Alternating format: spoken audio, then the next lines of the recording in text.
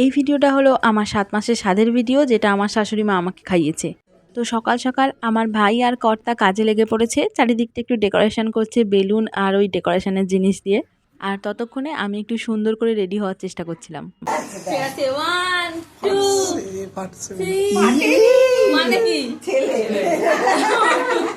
প্রথমেই কিছু রিচুয়ালস ছিল, সেগুলো করে নেওয়া হলো। আর তারপরে সবাই আমাকে আশীর্বাদ করছিল। প্রথমে ঝুড়ি খুলে পায়েস চেক করলাম, ওটার হিসাবে আমার ছেলে হবে ঠিক হয়েছে। আর এখন যেটা করছি সেটার হিসাবে আমার মেয়ে হবে ঠিক হয়েছে।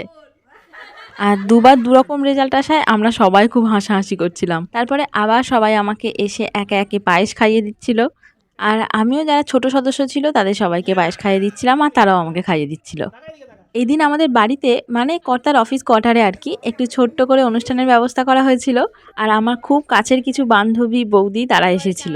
প্রেগনেন্ট হওয়ার পর থেকে আমি খুব একটা বাইরে যাই না, তাই সবার সঙ্গে খুব একটা দেখা হয় না। আর সবার সঙ্গে দেখা হয়ে খুব ভালো লাগছে।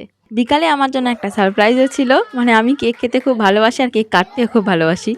তো দিনের শেষে আমি আবার একটা সারপ্রাইজ পেয়ে দারুণ খুশি হয়ে গেছি। এদিকে কেক কাটিং করে কর্তা আমাকে না খাইয়ে নিজেই খেয়ে নিচ্ছিল।